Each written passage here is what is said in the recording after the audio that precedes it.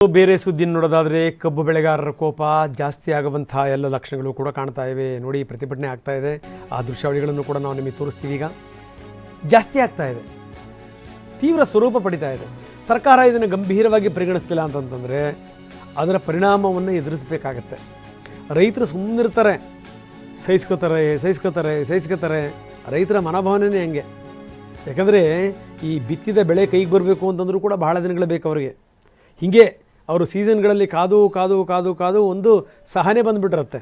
ಆದರೆ ಆ ಸಹನೆ ಏನಾದರೂ ಕಟ್ಟೆ ಮೀರ್ತು ಅಂತಂದರೆ, ಅದು ಮೀರಿ ನಿಲ್ತು ಅಂತಂದರೆ ಯಾರೂ ಕೂಡ ಅದನ್ನು ಕಂಟ್ರೋಲ್ ಮಾಡೋಕ್ಕೆ ಸಾಧ್ಯ ಇಲ್ಲ. ಬೇರೆ ಬೇರೆ ಭಾಗದಲ್ಲಿ ನಮಗಿನ್ನೂ ನೆನಪಿದೆ ರೈತರ ಹೋರಾಟಗಳು ಯಾವ ಪರಿ ತೀವ್ರ ಸ್ವರೂಪ ಪಡ್ಕೊಂಡಿದ್ದು ಅಂತ. ಹಾಗಾಗಿ ಇದೊಂದು ಸರ್ಕಾರಕ್ಕೊಂದು ಎಚ್ಚರಿಕೆಯ ಗಂಟೆ. ಇನ್ನು ವಿಪಕ್ಷಗಳು ಕೂಡ ರೈತರ ಪರವಾಗಿ ನಿಂತಿರೋದು, ಅವ್ರ ಹೋರಾಟದ ಪರವಾಗಿ ನಿಂತಿರೋದು. ಅವ್ರು ಕೇಳ್ತಿರೋದೇನು? ಕಬ್ಬಿಗೊಂದು ಬೆಲೆ ನಿಗದಿ ಮಾಡ್ರಪ್ಪ ಅಂತ. ಬೆಲೆ ನಿಗದಿ ಮಾಡಿ, ಆಗ್ತಿಲ್ಲ ಮಾಡೋಕ್ಕೆ. ಯಾಕೆ ಆಗ್ತಿಲ್ಲ ಅಂತಂದರೆ ಬಹುತೇಕರು ರಾಜಕಾರಣಿಗಳೇ ಈ ಕಂಪ್ನಿಗಳ ಒಡೆಯರು. ಒಂದೊಂದು, ಎರಡೆರಡು, ಮೂರು ಕಂಪ್ನಿಗಳು, ಕುಟುಂಬದ ಕಂಪ್ನಿಗಳು. ಎಷ್ಟು ಸರಿ ಅಂತ ನೋಡ್ತಾರೆ. ನೋಡಿ ಸಾಕಾಗಿ ಹೋಯಿತು. ಹೀಗಾಗೇನು ಅಂತಂದರೆ ಸರ್ಕಾರದ ವಿರುದ್ಧ ಸಮರಕ್ಕೆ ನಿಂತಿದ್ದಾರೆ. ಇನ್ನು BJP ಇದಕ್ಕೆ ಸಪೋರ್ಟ್ ಮಾಡಿದೆ. ವಿಜಯೇಂದ್ರ ಪ್ರತಿಭಟನೆಯಲ್ಲಿ ಪಾಲ್ಗೊಂಡಿದ್ದಾರೆ, ಸ್ವಾಮೀಜಿಗಳ ಜೊತೆಗೂ ಕೂತ್ಕೊಂಡಿದ್ದಾರೆ. ಪ್ರತಿಭಟನೆಯಲ್ಲಿ ಪಾಲ್ಗೊಂಡಂಥ ವಿಜಯೇಂದ್ರ ಮಾತಾಡಿದ್ರು. ಏನು ಹೇಳ್ತಾರೆ ಬನ್ನಿ ನೋಡೋಣ.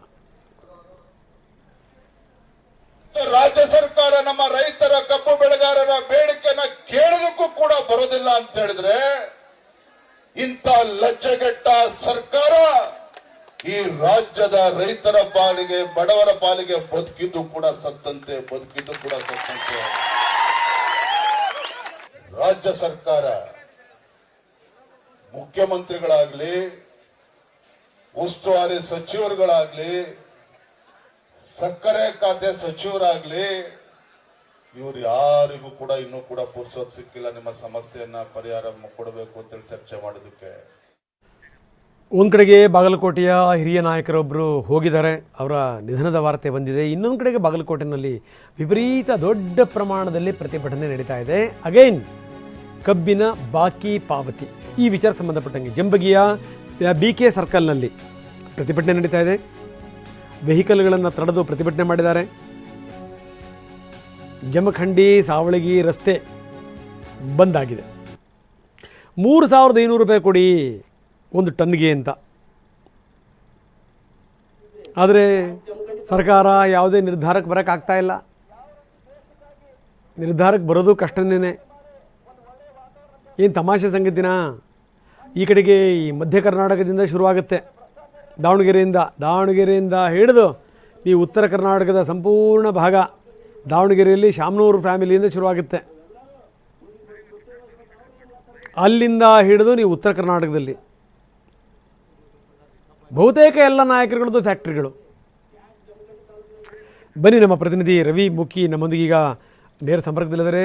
ರವಿ ಮುಖಿ, ನೋಡ್ತಾ ಇದ್ದೀವಿ, ನಾನು ಹೇಳ್ತಾ ಇದ್ದೆ, ಕೇಳ್ತಿರೋದ್ರಲ್ಲಿ ಅರ್ಥ ಇದೆ. ಆದರೆ ಸರ್ಕಾರ ನಿರ್ಧಾರಕ್ಕೆ ಬರುವಂಥ ವಿಚಾರಕ್ಕೆ ಸಂಬಂಧಪಟ್ಟಂಗೆ ಡೌಟ್ ಇದೆ. ಯಾಕಂದರೆ ನಿಮಗೆ ಗೊತ್ತಿದೆ, ಯಾಕಂದರೆ ಈ ಫ್ಯಾಕ್ಟ್ರಿಗಳ ಮಾಲೀಕರು ಯಾರ್ಯಾರು, ಯಾವ್ಯಾವ ಪುಣ್ಯಾತ್ಮರು ಎಷ್ಟೆಷ್ಟು ವರ್ಷದಿಂದ ಇದನ್ನೆಲ್ಲವನ್ನು ಕೂಡ ಮ್ಯಾನೇಜ್ ಮಾಡ್ತಾ ಇದ್ದಾರೆ. ಅವ್ರದ್ದು, ಅವ್ರ ಕುಟುಂಬದ ಸದಸ್ಯರದ್ದು, ಅವ್ರ ಬಂಧುಗಳದ್ದು ಎಷ್ಟೆಷ್ಟು ಫ್ಯಾಕ್ಟ್ರಿಗಳಿವೆ ಅಂತ. ಹೀಗಾಗಿಯೇ ಸರ್ಕಾರ ನಿರ್ಧಾರಕ್ಕೆ ಬರಲಿಕ್ಕೆ ಒದ್ದಾಡ್ತಾ ಇದೆ. ನೀವು ಪ್ರತಿಭಟನೆ ಆಗ್ತಿರುವಂಥ ಸ್ಥಳದಲ್ಲಿದ್ದೀರಿ, ಹಿಂದ್ಗಡೆ ರೈತರುಗಳು ಕೂಡ ಕಾಣ್ತಾ ಇದ್ದಾರೆ. ಏನು ಹೇಳ್ತಾರೆ ರೈತರು? ಹೌದು ರಂಗನಾಥ್, ಪ್ರಮುಖವಾಗಿ ಇಷ್ಟೆಲ್ಲ ಒಂದು ಸಮಸ್ಯೆ ಆಗೋದಕ್ಕೆ ಮುಖ್ಯ ಕಾರಣ ಅಂತ ನಾವು ಹೇಳೋದಾದರೆ, ಎಲ್ಲ ಕಾರ್ಖಾನೆಗಳು ಕೂಡ ರಾಜಕಾರಣಿಗಳ ಒಂದು ಮಾಲೀಕತ್ವಕ್ಕೆ ಸೇರಿರುವಂಥದ್ದು. ಬಾಗಲಕೋಟೆ ಜಿಲ್ಲೆಯಲ್ಲಿ ಸುಮಾರು ಒಂದು 12ರಿಂದ 13 ಸಕ್ಕರೆ ಕಾರ್ಖಾನೆಗಳಿವೆ. ಇದರಲ್ಲಿ ಎಲ್ಲವೂ ಕೂಡ ಬಹುತೇಕವಾಗಿ ಇದರಲ್ಲಿ ಸುಮಾರು ಒಂದು 70% ಅಂತ ಹೇಳ್ಬೋದು ನಾವು ರಾಜಕಾರಣಿಗಳಿಗೆ ಸೇರಿರುವಂಥದ್ದು ಕಾರ್ಖಾನೆಗಳು. ಈ ನಿಟ್ಟಿನಲ್ಲಿ ಎಲ್ಲೋ ಒಂದು ಕಡೆ ಈ ಒಂದು ಕಬ್ಬಿನ ಬೆಲೆ ವಿಚಾರಕ್ಕೆ ಸಂಬಂಧಪಟ್ಟಂತೆ ಇದನ್ನು ಸರಿ ಮಾಡೋದಕ್ಕೆ ಇದು ಕೂಡ ಒಂದು ವಿಳಂಬ ಆಗಲಿಕ್ಕೆ ಪ್ರಮುಖ ಕಾರಣ ಅಂತಲೇ ಹೇಳ್ಬೋದು. ಈ ನಿಟ್ಟಿನಲ್ಲಿ ಕಳೆದ ಸುಮಾರು ಒಂದು 2-3 ದಿನಗಳಿಂದ ಬಾಗಲಕೋಟೆ ಜಿಲ್ಲಾದ್ಯಂತ ವಿವಿಧ ಸ್ಥಳಗಳಲ್ಲಿ ರೈತರು ಪ್ರತಿಭಟನೆಯನ್ನ ಮಾಡ್ತಾ ಇದ್ದಾರೆ, ರಸ್ತೆಯನ್ನು ತಡೆದು ಈಗಾಗಲೇ ತಮ್ಮ ಆಕ್ರೋಶವನ್ನು ವ್ಯಕ್ತಪಡಿಸ್ತಾ ಇದ್ದಾರೆ. ಅದರಲ್ಲೂ ಪ್ರಮುಖವಾಗಿ ನಿನ್ನೆ ಏನೋ ಜಮಖಂಡಿ ಏನು ಸಮೀಪದ ಸಿದ್ದಾಪುರ ಏನಿದೆ ಆ ಭಾಗದಲ್ಲಿರುವಂತಹ ಪ್ರಭುಲಿಂಗೇಶ್ವರ ಸಕ್ಕರೆ ಕಾರ್ಖಾನೆಗೆ ನುಗ್ಗಿದಂತ ರೈತರು ಕಾರ್ಖಾನೆ ಕಚೇರಿಯ ಗಾಜುಗಳನ್ನು ಹೊಡೆದ್ರು. ಅದರ ಜೊತೆಗೆ ಕಾರ್ಖಾನೆ ವಾಹನಗಳ ಗಾಜನ್ನು ಕೂಡ ಒಡೆದು ವಾಹನಗಳನ್ನ ಜಖಂ ಮಾಡಿದ್ರು. ಇವಾಗ ಸದ್ಯದ ಮಟ್ಟಿಗೆ ಹೇಳೋದಾದ್ರೆ ಡಿಸಿ ಕಚೇರಿಯ ಎದುರು ಕೂಡ ಬೃಹತ್ ಆದ ಸಂಖ್ಯೆಯಲ್ಲಿ ರೈತರು ಸೇರಿರುವಂತದ್ದು ಈಗಾಗಲೇ ನಾವು ದೃಶ್ಯದಲ್ಲಿ ತೋರಿಸ್ತಾ ಇದ್ದೀವಿ. ರೈತರು ಭಾರತೀಯ ಕಿಸಾನ್ ಸಂಘ ಅದರ ಜೊತೆಗೆ ರೈತ ಸಂಘದ ಸದಸ್ಯ ರೈತರು ಕೂಡ ಈಗಾಗಲೇ ಇಲ್ಲಿ ಬಂದು ಪ್ರತಿಭಟನೆಯನ್ನ ಮಾಡ್ತಾ ಇದ್ದಾರೆ. ಈ ಪ್ರತಿಭಟನೆ ಮಾಡುವಂತ ಸಂದರ್ಭದಲ್ಲೂ ಕೂಡ ಡಿಸಿ ಕಚೇರಿ ಆವರಣದೊಳಗೂ ಕೂಡ ಅವರನ್ನ ರೈತರನ್ನ ಪೊಲೀಸರು ಬಿಡದೆ ತಡೆ ಒಡ್ಡುವಂತಹ ಕೆಲಸ ಮಾಡಿದರು. ಆದರೆ ರೈತರು ಮಾತ್ರ ಯಾವುದೇ ಕಾರಣಕ್ಕೂ ಅದಕ್ಕೆ ಜಗ್ಗದೆ ಈಗಾಗಲೇ ಡಿಸಿ ಕಚೇರಿ ಒಳಗಡೆ ಬಂದು ಈಗಾಗಲೇ ಅವರಿಗೆ ಅಧಿಕಾರಿಗಳಿಗೆ ಮನವಿಯನ್ನು ಕೊಡ್ತಾ ಇದ್ದಾರೆ. ಅದರ ಜೊತೆಗೆ ನಮ್ಮ ಏನು ಬೇಡಿಕೆ ಇದೆ ಅದನ್ನು ಆದಷ್ಟು ಬೇಗ ಈಡೇರಿಸಲೇಬೇಕು, ಇಲ್ಲದಿದ್ದರೆ ಮುಂದಿನ ದಿನಗಳಲ್ಲಿ ಇನ್ನಷ್ಟು ಉಗ್ರವಾದ ಹೋರಾಟವನ್ನು ಮಾಡ್ತೀವಿ ಅನ್ನೋ ಒಂದು ಎಚ್ಚರಿಕೆಯನ್ನು ಕೂಡ ಕೊಡ್ತಾ ಇದ್ದಾರೆ. ಪ್ರಮುಖವಾಗಿ ಹೇಳಬೇಕಂದ್ರೆ ಇಷ್ಟೆಲ್ಲ ಪ್ರತಿಭಟನೆ ಕಳೆದ 3 ದಿನಗಳಿಂದ ನಡೀತಾ ಇದ್ರು ಕೂಡ ಎಲ್ಲೋ ಒಂದು ಕಡೆ ಸರ್ಕಾರ ಇದಕ್ಕೆ ಸರಿಯಾಗಿ ಸ್ಪಂದನೆ ಮಾಡ್ತಾ ಇಲ್ಲ. ಅಧಿಕಾರಿಗಳು ಕೂಡ ರೈತರು ಹಾಗೂ ಮತ್ತು ಕಾರ್ಖಾನೆ ಮಾಲೀಕರ ಮಧ್ಯೆ ಒಂದು ವ್ಯವಸ್ಥಿತವಾದಂತಹ ಮಧ್ಯಸ್ಥಿಕೆ ವಹಿಸಿ ಈ ಸಮಸ್ಯೆಯನ್ನ ಸರಿ ಮಾಡುವಂತ ಕೆಲಸ ಮಾಡ್ತಾ ಇಲ್ಲ. ಇದರಿಂದ ರೈತರ ಸಹನೆಯ ಕಟ್ಟೆ ಒಡೆದಿದೆ. ಸುಮಾರು ಜನ ರೈತರಿದ್ದಾರೆ, ಅವ್ರನ್ನ ಮಾತಾಡ್ಸೋಣ ಏನೆಲ್ಲ ಹೇಳ್ತಾರಂತಂದು. ಸರ್, ಈಗ ಮೊದಲನೇದಾಗಿ ತಮ್ಮ ಮೂಲ ಬೇಡಿಕೆ ಏನು? ಈಗ ಪ್ರತಿಭಟನೆ ಎಲ್ಲಿವರೆಗೆ ಮುಂದುವರಿತದೆ? ಈಗ ಬೇಡಿಕೆ ರೈತರು ಕಬ್ಬಿನ ಬೆಂಬಲ ಬೆಲೆ 3500 ಕೇಳಿದ್ದಾರೆ. ಆದ್ರೆ ಒಂದು ವಿನಂತಿ ಮಾಡ್ಕೊಳ್ಳೋದೇನೆಂದ್ರೆ ಮಹಾರಾಷ್ಟ್ರದೊಳಗೆ 3800 ಕೊಡುವಂಥ ಕೆಲಸ ಸರ್ಕಾರ ಮಾಡಿದೆ.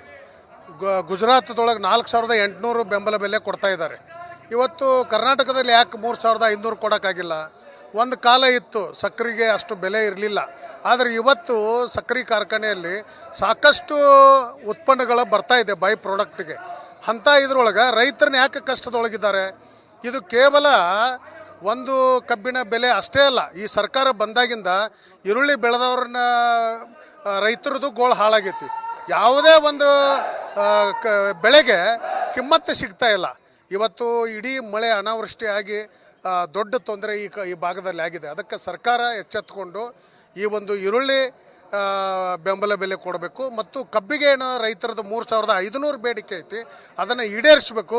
ಇಲ್ಲಾದಂತ ರೈತ ಏನು ಕಿಸಾನ್ ಸಂಘ ಇದೆ, ರೈತ ಸಂಘ ಇದೆ, ಇವತ್ತರ ನೇತೃತ್ವದಲ್ಲಿ ಇಡೀ ರಾಜ್ಯಾದ್ಯಂತ ನಾವು ಪ್ರತಿಭಟನೆಯನ್ನು ಮಾಡಬೇಕನ್ನುವಂಥ ಎಚ್ಚರಿಕೆಯನ್ನು ಅವರಿಗೆ ಕೊಡ್ತೇವೆ. ಇದಿಷ್ಟು ಇಲ್ಲಿನ ರೈತರ ಮಾತಾಗಿರುವಂಥದ್ದು. ಆದಷ್ಟು ಬೇಗ ನಮ್ಮ ಸಮಸ್ಯೆಯನ್ನು ಸರಿಪಡಿಸಬೇಕು ಅನ್ನೋ ಮಾತನ್ನು ಹೇಳ್ತಾ ಇದ್ದಾರೆ.